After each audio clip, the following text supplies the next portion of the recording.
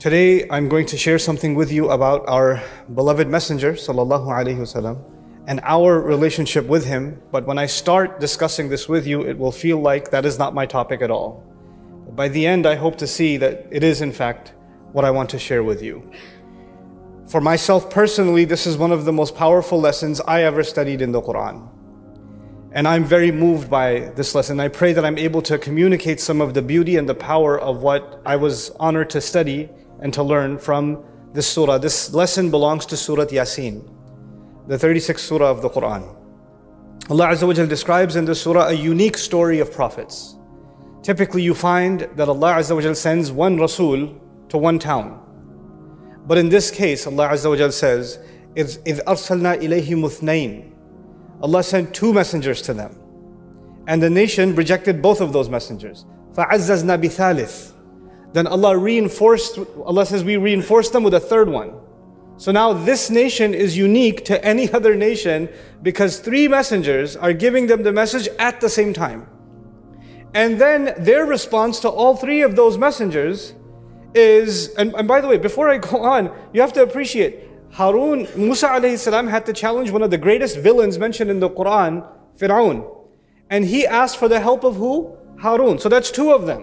That's two of them. And when you study the Qur'an, you find even when there were two of them, Musa alayhi salam did all of the talking. Harun alayhi salam was silent actually. It was all of the job was being done still by Musa alayhi salam. Harun alayhi salam was support. He was there, Ushdud bihi azri wa ashrikhu fi amri, reinforce my back with him, make him a partner in my mission, but his job became more support than anything else. In the case of these messengers, all three of them were giving da'wah. All of them are delivering the message. And all of them are given the same rejection. إِنَّا تَطَيَّرْنَا بِكُمْ لَإِن لَمْ تَنْتَهُوا لَنَرْجُمَنَّكُمْ. If we think all of you are cursed. The people said, all of you are a curse on our nation. And if you don't stop this preaching of yours, we are going to stone you to death. لَنَرْجُمَنَّكُمْ أَوْ لَيَمَسَّنَّكُمْ مِنَّا عَذَابٌ أَلِيمٌ. Or we'll find some other painful way of torturing you. You better stop. And so these three of them were rejected. And as that's happening, Allah Azza wa Jal adds a fourth person in this story. Three wasn't enough, now a fourth person. But this fourth person is not a messenger. This is not a messenger. وَجَاءَ رَجُلٌ مِّنْ أَقْصَى الْمَدِينَةِ جَاءَ مِنْ أَقْصَى الْمَدِينَةِ رَجُلٌ يَسْعَى. From the other end of the city. Meaning they're in this town, in a neighboring city, a believer heard that there are three messengers here delivering a message and nobody's listening to them. I should go help them. So as a believer, he comes from the other city and he comes and he starts talking to the people. What's incredible about Surah Yasin in this story is that you have three messengers and combined they say one or two things in the Quran. But when this person comes from the other town, basically the rest of the conversation is his speech. His speech is longer, 2-3 times longer than the speech of all of the messengers combined in the Quran. It's incredible. In our capacity, it would be like, you say when somebody more knowledgeable is available, you should be quiet, right? The old Arabic saying is, أَغْنَى الصَّبَاحُ عَنِ الْمِصْبَاحِ. When the morning is there, the lamp is unnecessary, right? So the point they're trying to make is, if somebody more knowledgeable is there, you should be quiet. Three messengers are there. Three of them are there. And he feels the need to speak. We would think, three of them are there, I should just listen to them, not talk. In their presence, why should I talk? Allah taught us something. Messengers have their own responsibility. The ummah who believes in them have their own responsibility. The messengers will do their job, the believer will do his job or her job. And they cannot replace each other's job. They cannot say, well, the messenger is already there, so I don't have to do it. No, you still have to do it.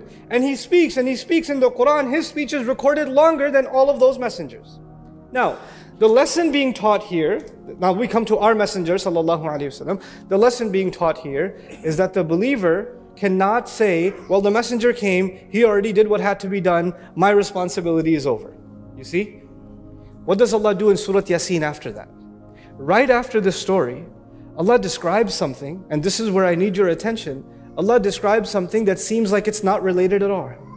He says he starts talking about the sun and the moon. He starts talking about the sun and the moon. And he says about the moon, وَالْقَمَرْ قَدَّرْنَاهُ مَنَازِلْ حَتَّى عَادَ كَالْعُرْجُونِ الْقَدِيمِ. We make the moon go through different phases. We especially pay attention to the phases of the moon in the month of Ramadan. So he says the moon goes through phases. And he talks about the sun. And then he adds one statement. He says, لَلشَّمْسُ يَنْبَغِي لَهَا أَن تُدْرِكَ الْقَمَرِ وَلَا اللَّيْلُ سَابِقُ النَّهَارِ. The sun, it's not appropriate for the sun to get ahead of the moon. And the night cannot come before the day. وَكُلٌّ فِي فَلَكٍ يَسْبَحُونَ. Every one of them has their place. They are moving in their own place. Everything has its own job. The story right before was, messengers have their own job and followers have their own job. And now Allah says, just like that, what has their own job? The sun has its own job and the moon has its own job. So and now as we come to Rasulullah sallallahu alaihi wasallam, why is this so powerful? Our messenger alayhi salatu wasalam in Surah Al-Ahzab, Allah Azza wa Jal was describing him. He was talking to him and telling him what role he has to play. Inna arsalnaka shahidan wa mubashiran wa nadhiran wa da'iyan ila Allah bi'idhnihi wa sirajan munira. Allah says about the Messenger ﷺ that he plays multiple roles, but at the end of those roles, Allah describes our Messenger with a unique word. He calls him Sirajam Munira, a lamp that gives light and illuminates other things. A lamp that shines light on other things and illuminates them. Now here's the thing about that. The word Siraj in the Qur'an is used for the sun. It's used for the sun. وَجَعَلْنَا سِرَاجًا وَهَّاجًا. Our Messenger ﷺ is being compared to what? The sun. Surah Yasin says the sun has its own job and the moon has its own job. Now, when our Messenger is being compared to the sun, what does that mean? When the Messenger came ﷺ and you were in his presence, there is no possibility that you will not be exposed to light. There is no possibility. There is no possibility that darkness will not go away because the sun has arrived. But Allah Azza wa Jal's decree is that the sun will not stay in the sky forever. The sun goes away. And when the sun goes away, whose turn is it? It's the moon's turn. Our Messenger sallallahu alaihi wasallam is no longer with us. But who's still here? We're still here. And by the way, the sun is in the commanding position and the moon is a follower. Now we even know that scientifically. The moon is simply a follower. Pulled all of these planets and their moons are forced into the gravitational field of the sun. And the only reason the moon has any light is because it reflects the light of the sun. So we are living in dark times. We are like the believers who are living in dark times. And we are being compared to the moon. And the only light we have is the light shining on us through the darkness that actually originates from where? From the sun, from Rasulullah sallallahu alaihi wasallam. The iman of every believer is actually a reflection of the original teachings of Rasulullah sallallahu alaihi wasallam, like the sun shines on the moon. And now think about this. Allah Azza wa Jal gave us the sun, and the sun does not go through phases. The sun is perfect every time. But the moon, sometimes it's a full moon and sometimes it's a very weak moon. Just like the believer, we don't stay the same. Allah Azza wa Jal described the heart of our Messenger sallallahu alaihi wasallam, لِنُثَبِّتَ بِهِ فُؤَادَكَ, so we can make your heart firm and permanent, meaning the light of Iman, the light of the faith of Allah in the Messenger's heart sallallahu alaihi wasallam is permanent. It's like the sun constantly burning light. When you see the sun, it's still there. When you don't see it, it's still there. It's still shining its light on the moon. But the moon goes through phases like a believer goes through phases. And sometimes the believer's iman is so weak, you can barely find it in the sky. حَتَّى عَادَ كَالْعُرْجُونِ الْقَدِيمِ. But even when your faith is so weak, know one thing, you are still representing the light of Rasulullah sallallahu alaihi wasallam. That is the when you look at the sky the next time, when you look at the sky, when you look at the moon, you're actually looking at yourself. You're looking at yourself. You're reminding yourself that Allah Azza wa Jal chose this ummah to be around in the darkest of times so they can reflect the light of Rasulullah sallallahu alayhi wa sallam. وَدَاعِيًا إِلَى اللَّهِ بِإِذْنِهِ وَسِرَاجًا مُنِيرًا. What kind of responsibility does that put on you and me? You know what that does? It helps you understand what Umar bin al-Khattab radiyallahu ta'ala anhu said. He said, famously he said, Ana Rasulu Rasulillahi sallallahu alayhi wasallam. I am the messenger of Allah sallallahu alayhi wasallam. And he taught us something about being a member of this ummah. Every one of us is a representative of our messenger alayhi salatu wasalam. Every one of us. When we are obeying him and when we are disobeying him. When we are acting the way we should and when we are acting not the way we should. When we speak ill of others and when we speak kindly of others. When we control our eyes and when we don't control our eyes. That whether we like it or not, we are supposed to be reflecting the light of Rasulullah sallallahu alaihi wasallam. We carry that responsibility. And sometimes we don't do such a good job. It's not like the full moon. Sometimes it's very weak. But you know what? Just because it's weak, never does it mean it disappeared. Because the way Allah decreed the moon to be, when it's at its weakest, then it's time for it to what? Rise again.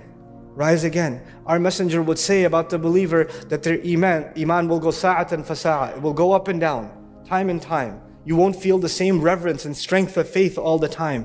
But your connection to your messenger alayhi salatu wasalam will strengthen your faith over and over and over again. Ya Rab, that's our relationship with our messenger sallallahu alayhi wasallam. That's what he represents to us. You know, the last thing I share with you here is why did Allah Azza wa Jal, this wisdom, what else does it mean for you and me? It actually means that Allah Azza wa Jal chose us to carry on the mission of Rasulullah sallallahu alaihi wasallam. And Allah knew that when Rasulullah sallallahu alaihi wasallam is no longer in this world with us, the way he was with the Sahaba, when he's no longer there, it's going to be like the sun disappeared and night came. Like night came. And when night comes, there's hopelessness.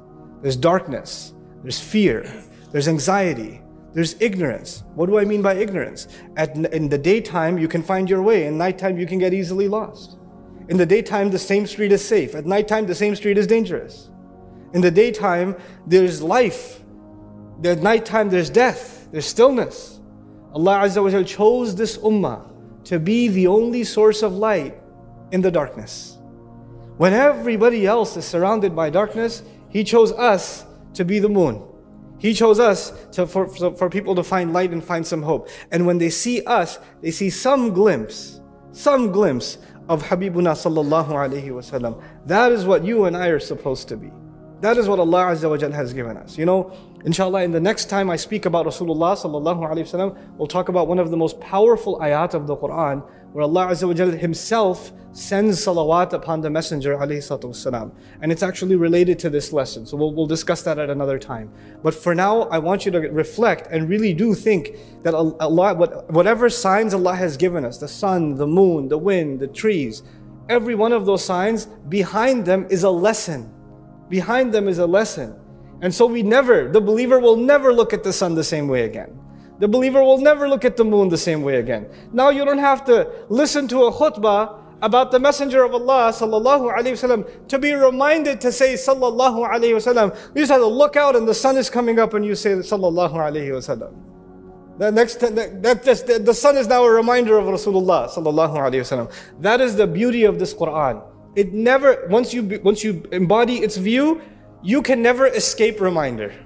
You can never escape reminder. And we can never escape our connection to our beloved Habib sallallahu alaihi wasallam. May Allah Azza wa Jal make us all those who carry the light of our Messenger alayhi salatu wasalam and actually reflect that light outwards so others can find their way towards that sun. Barakallahu li wa lakum fil Qur'anil Hakim wa nafa'ani wa iyyakum bil ayati wa